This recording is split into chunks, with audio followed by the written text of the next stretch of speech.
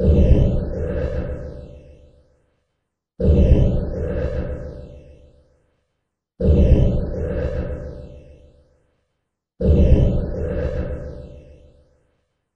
I just finished eating my first morel mushroom I've ever eaten in my life, and I gotta say, incredibly awesome. If you like mushrooms at all, any type of mushroom, anywhere, you gotta try morel mushroom.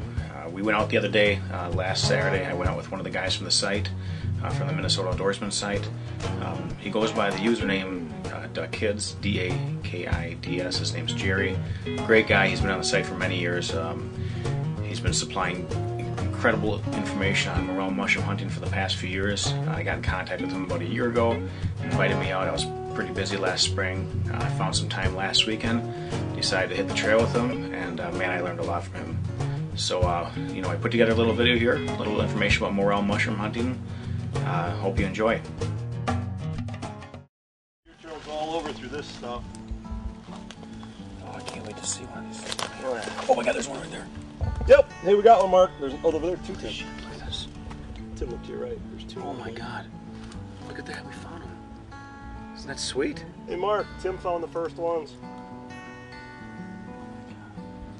And the one thing when you find mushrooms, Tim, Yeah. when you see one, you stop. You probably stepped on it. You could have stepped on them. I mean, that's the first thing you do when you find one. You stop. A false morel won't be hollow. A false morel will be solid. Okay. And if you cut open a morel, it's hollow. The whole thing is hollow. And this is the way I clean them before I cook them. You always cut them in half to verify it's not a false morel. And then I just soak them in a little water to get the bugs off, because you're going to have ants and slugs on them. So, cool. As you can see on this one, it's nice sized. It's got a bug hole in it.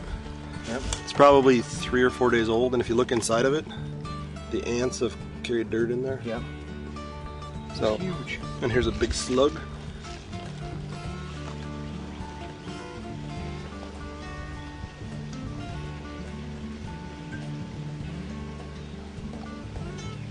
Nice one.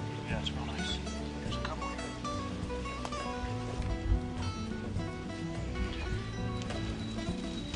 here. Morel mushroom. It's a little gray. I learned that today. Pretty good fall there if you go down. Yeah, it would be.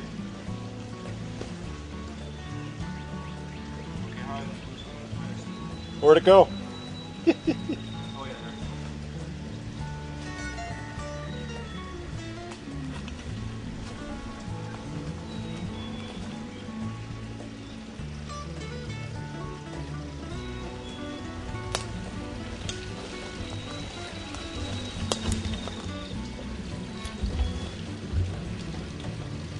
Nice. That right there is the difference between a gray and a white. That's a very large gray, and that's a nice white or yellow. It's huge. Yeah.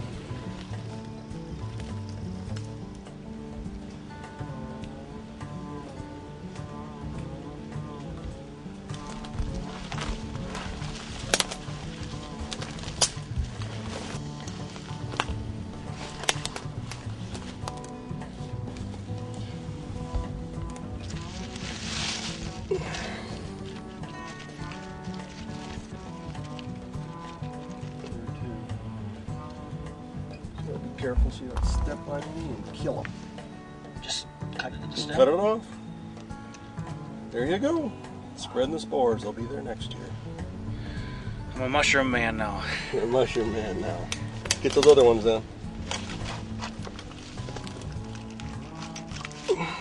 And another thing I do to hide your spot is you take a couple of leaves and you put it over the top of the stump. Because people walking by don't see the stump. There's another one right there. The thing you need is south facing. You need elms. In the metro area, that's where I find them, is all by the elms. But it's always south facing, and you want moist ground if you can. If you go north, you might find them in more of an aspen. That's where you're going to find them.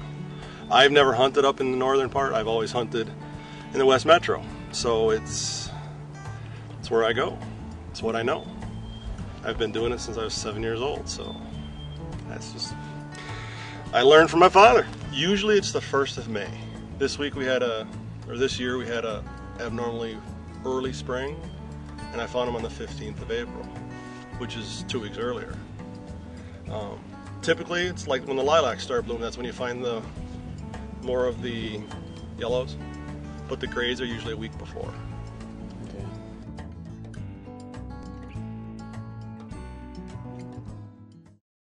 Well, that's a wrap.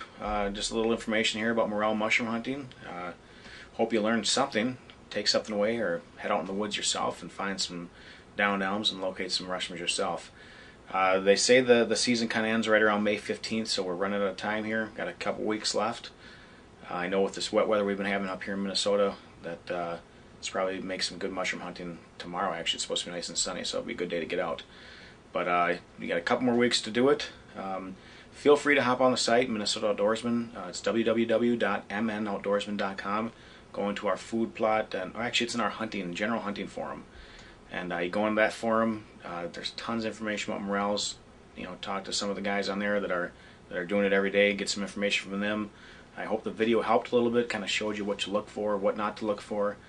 I know it helped me a lot. I had a great day out there. I want to thank Jerry for taking me out, and you know, thanks for watching the show.